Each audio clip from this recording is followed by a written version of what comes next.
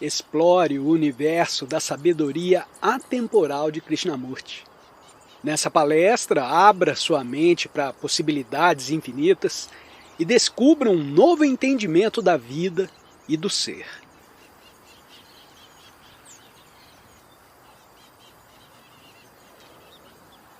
O percebimento extensivo é a mesma coisa que o vazio criador? O percebimento não é passivo e, portanto, não criador? O processo de autopercebimento não é um processo enfadonho e penoso? Resposta: se o percebimento é praticado como um exercício, se o convertemos num hábito, ele se torna penoso e enfadonho. Mas o percebimento não pode ser praticado, ele não pode ser controlado, não pode ser transformado num conflito, numa disciplina. E nisso consiste a sua beleza. Ou você tem o percebimento, ou você não o tem. Assim, qualquer coisa que é exercitada se torna aborrecida, enfadonha e penosa, pois isso implica o exercício da vontade e o esforço, o que causa a desfiguração. Ora, o percebimento não é nada disso. E o que é o percebimento? O que significa estar consciente? O estar consciente das coisas que nos cercam exteriormente, das cores, dos rostos, do pôr do sol, das sombras, das aves que voam, do mar inquieto, das árvores, do vento.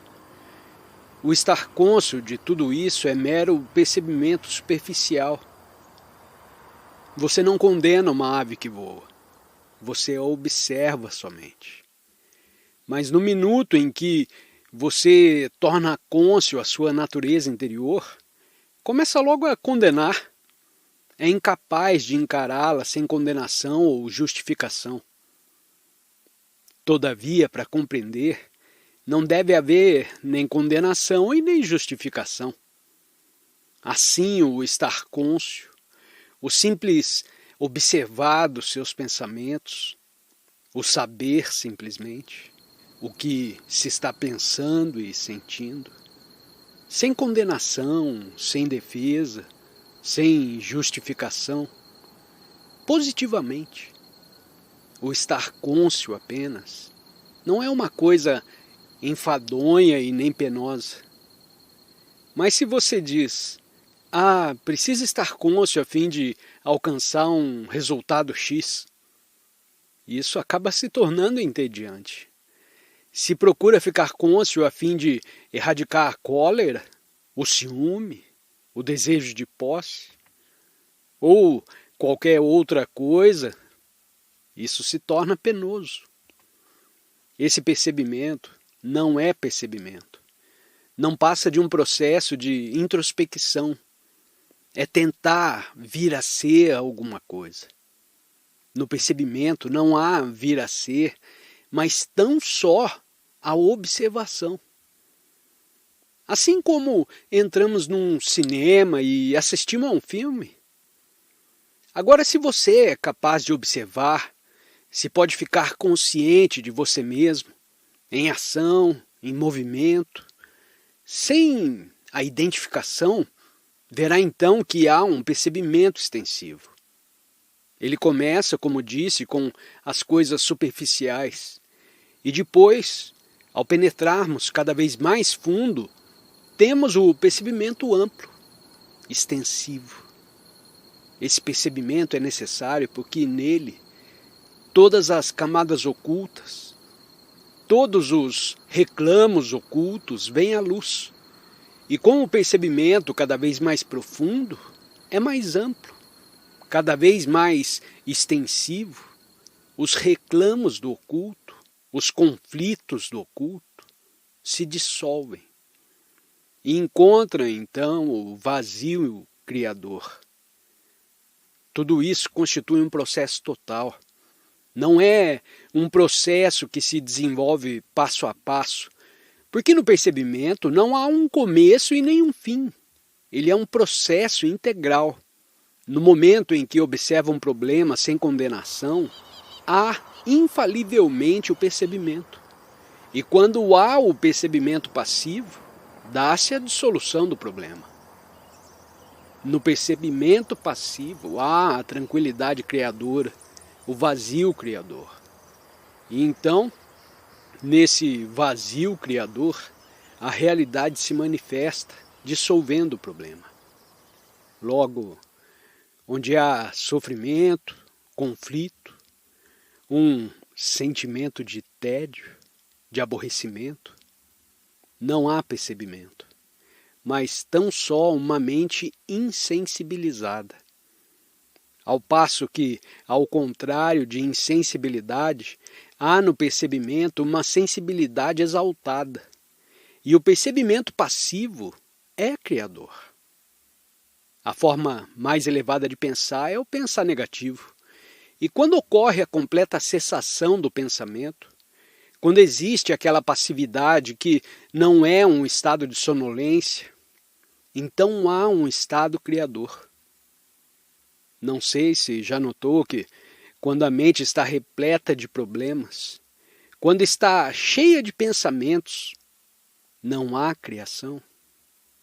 Só quando a mente está vazia, quando a mente está tranquila, quando não tem problema algum, quando está vigilantemente passiva, só nesse vazio há a criação. A criação só pode se verificar na negação, a qual não é o oposto da asserção positiva. Não estou empregando a palavra negação como oposto de positivo.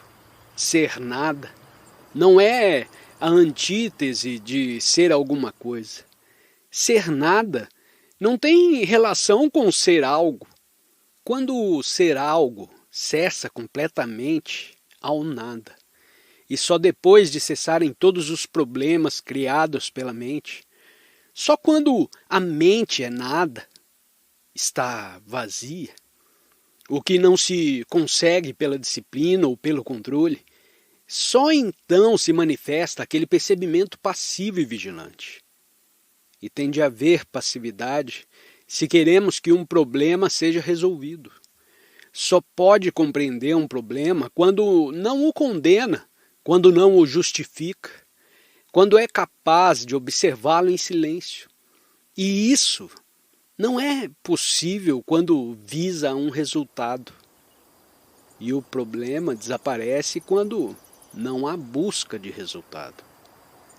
Quando a mente está a observar em silêncio e, portanto, está passiva, surge o estado criador. E o estado criador é uma renovação constante. Ele não é continuidade, é um estado de ser atemporal. Só nesse estado pode haver criação e, portanto, só esse estado é de revolução.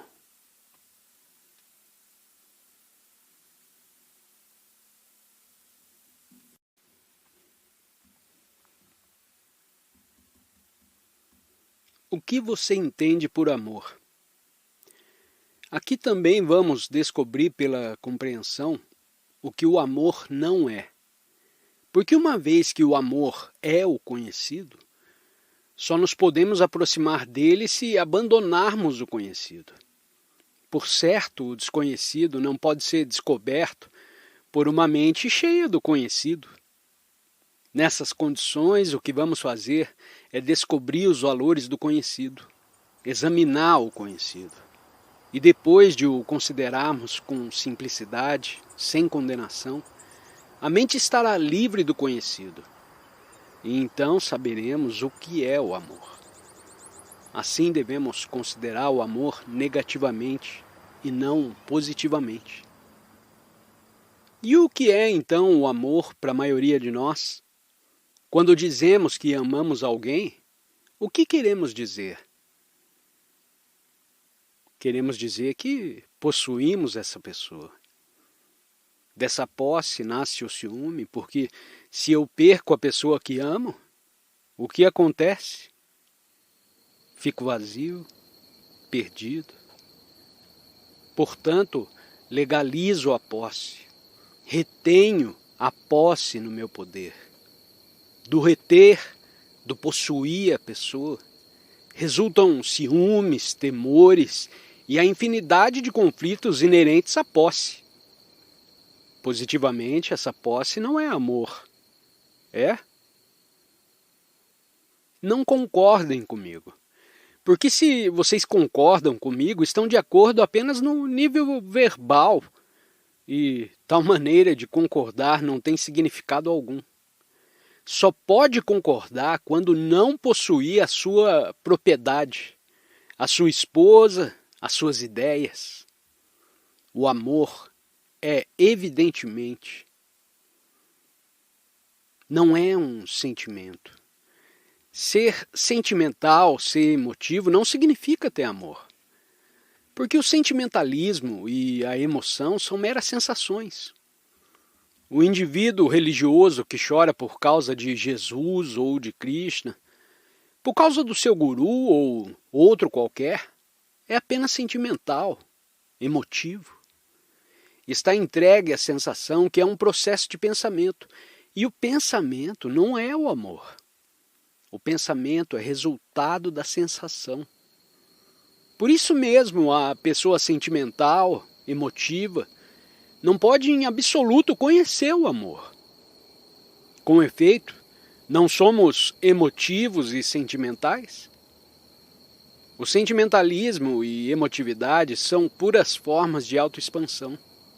Estar cheio de emoção não significa ter amor, porque uma pessoa sentimental pode se tornar cruel quando os seus sentimentos não são correspondidos, quando não consegue dar a expansão aos seus sentimentos. A pessoa emotiva pode ser incitada ao ódio, à guerra, à carnificina. E o homem sentimental, lacrimoso por sua religião, esse homem positivamente não tem o amor. É óbvio que não há amor quando não existe o verdadeiro respeito, quando não respeita o seu semelhante, seja o seu empregado ou seja o seu amigo. Você já notou que não é respeitoso, bondoso e generoso para com os seus empregados? Para com as pessoas que costumam se dizer que estão abaixo de você? No entanto, você tem respeito aos que estão acima, ao seu patrão, ao milionário, ao homem que possui um palácio e um título, ao homem que pode te dar um emprego melhor, que pode te ajudar, aquele de quem pode ganhar alguma coisa. Mas trata a pontapés os que são seus subordinados. Você tem uma linguagem especial para eles. Logo, onde não há respeito, não há amor. Onde não há compaixão, piedade, perdão, não há amor. E como quase todos nós nos achamos nesse estado, nós não temos amor. Não somos nem respeitosos e nem compassivos. Temos a paixão pela posse. Abundamos em sentimentos e emoções que podem ser voltados tanto para um lado como para o outro lado. Para o assassino, para a carnificina ou para a unificação, em prol de alguma intenção estulta e ignorante. E como em tais condições pode haver amor? Só pode amar quando essas coisas todas houverem cessado, acabado. Quando não mais possuir, quando não mais for sentimental a sua devoção a um objeto. Essa devoção é uma súplica, é buscar alguma coisa de maneira diferente. O homem que reza não sabe o que é o amor, visto que tem a paixão pela posse, visto que busca um fim ou um resultado. Com a sua devoção, com as suas preces, o que te faz sentimental, naturalmente não há amor. E evidentemente, não existe amor quando não existe respeito. Você pode até dizer que tem respeito, mas O seu respeito é para o superior. É apenas o respeito proveniente do desejo de alguma coisa. Ou o respeito do temor. Se realmente sentisse respeito, seria respeitoso tanto para os ínfimos dos seus semelhantes, como os que estão mais ao alto, como se costuma dizer. E visto que não tem esse respeito, não há amor em você. Quão poucos de nós somos generosos, indulgentes e compassivos? Só somos generosos quando compensa. Só somos compassivos quando podemos ver alguma retribuição. Assim, quando desaparecem essas coisas, quando elas não mais te ocuparem a mente, e quando as coisas da mente não encherem os seus corações, terá então o amor. E só o amor é capaz de transformar a loucura e a insanidade que dominam o mundo de hoje. Não os sistemas, nem as teorias da esquerda ou da direita. Só ama de verdade quando não possui, quando não é invejoso nem árido, quando é respeitoso, quando tem piedade e compaixão, quando tem consideração com a sua esposa, com seus filhos, com seu vizinho, com os seus ditos empregados, que não têm um dia de folga, que se tornaram os seus escravos. Quando for respeitoso para com todos e não apenas para com o seu guru, para com um homem que te é superior, conhecerá o amor. Só esse amor pode transformar o mundo. Só ele pode encher o mundo de compaixão e da beleza. Mas se enche os seus corações com as coisas feitas pela mente ou pela mão, não há amor. E vive numa batalha constante uns com os outros. Mas se perceber, se estiver cônscio de todas essas coisas, sem entrar em conflito com elas, haverá então uma liberdade.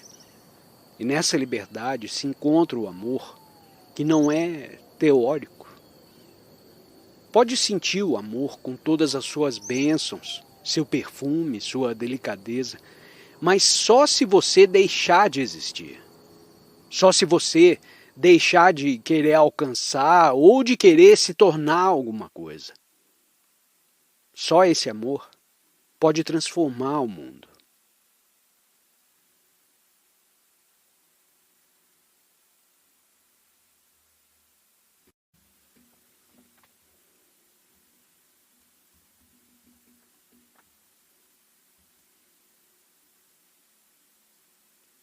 Você pode nos responder claramente se existe ou não Deus? Resposta: Senhor, por que você quer saber isso? Que diferença faz se eu disser com clareza ou sem clareza se existe Deus? Ou vou confirmar a sua crença ou eu vou abalar a sua crença. Se confirma a sua crença, você fica satisfeito e continua com as práticas absurdas que tanto te agradam. Se te perturbo, você dirá: ora, isso não tem importância. E, infelizmente, continuará como é. Mas por que você deseja saber? Francamente, isso é mais importante do que descobrir se há Deus ou não há. Para conhecer a Deus, para conhecer a verdade, você não o deve buscar. Se você o busca, você está fugindo do que é. E esta é a razão por que pergunta se há ou se não há Deus. Você quer escapar do seu sofrimento, quer se refugiar numa ilusão. Seus livros estão cheios de Deus. Seu templo está cheio de imagens feitas pela mão. Mas Deus não está nessas coisas, porque todas elas são fugas do seu sofrimento real. para encontrarmos a realidade, ou melhor, para que a realidade se manifeste a nós, deve cessar o sofrimento. E a mera busca de Deus, da imortalidade, é uma fuga do sofrimento. Mas é mais agradável discutir se há um Deus ou não do que dissolver as causas do sofrimento. E é por isso que se tem inúmeros livros que tratam da natureza de Deus. O homem que discute sobre a natureza de Deus não conhece Deus, porque aquela realidade não é mensurável, não pode ser colhida numa rede de belas palavras, não pode prender o vento na mão, não pode capturar a realidade num templo, nem num puja e nem nas suas inumeráveis cerimônias. São tudo maneiras de fugir.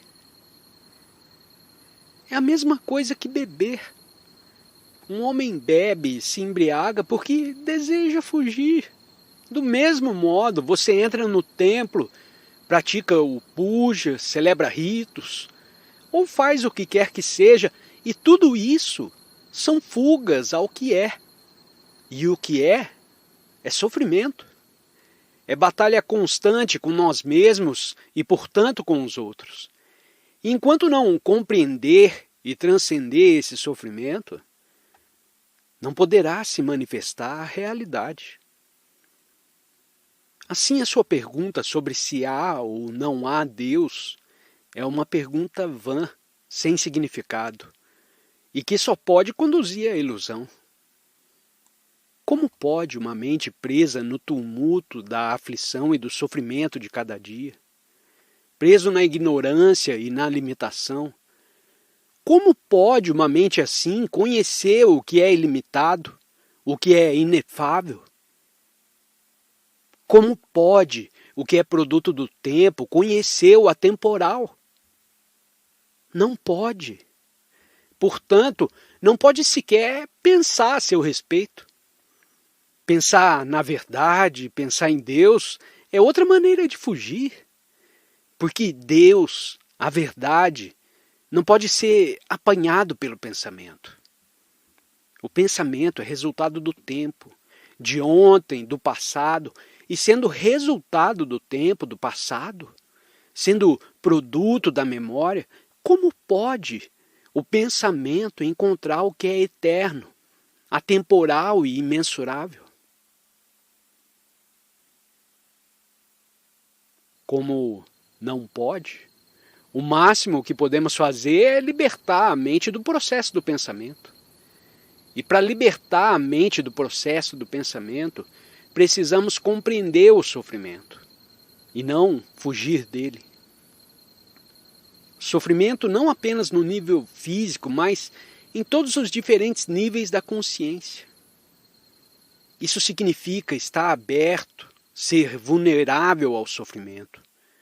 Não se defender do sofrimento, mas viver com ele, abraçá-lo, olhando-o bem. Porque você sofre agora, sofre da manhã à noite e só ocasionalmente te vem um raio de sol ou surge uma claridade no céu nublado.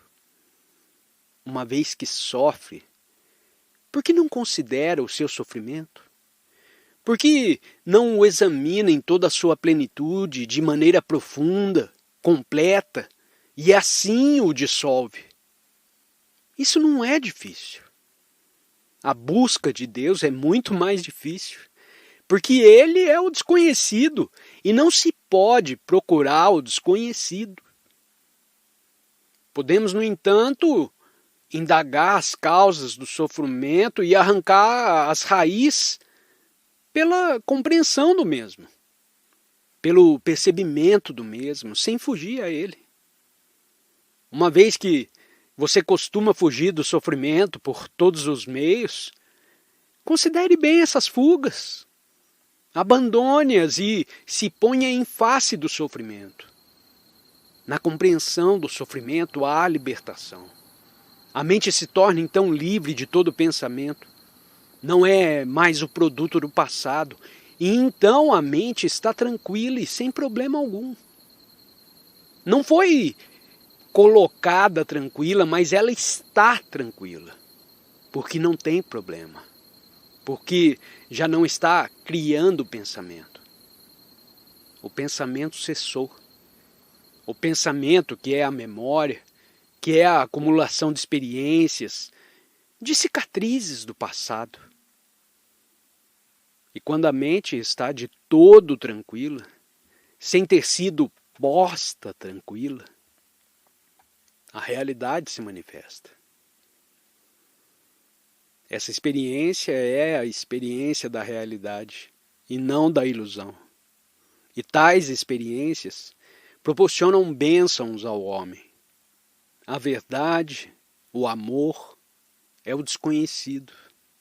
E o desconhecido não pode ser capturado pelo conhecido.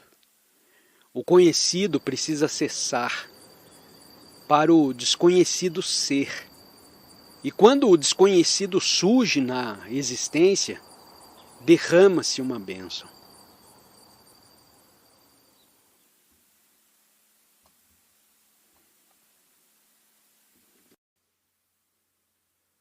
Apreciamos sua presença nessa viagem de entendimento com Krishnamurti. Se você está faminto por mais conhecimento, confira os 2 vídeos que estão destacados na sua tela. Desafie sua mente a absorver mais sabedoria.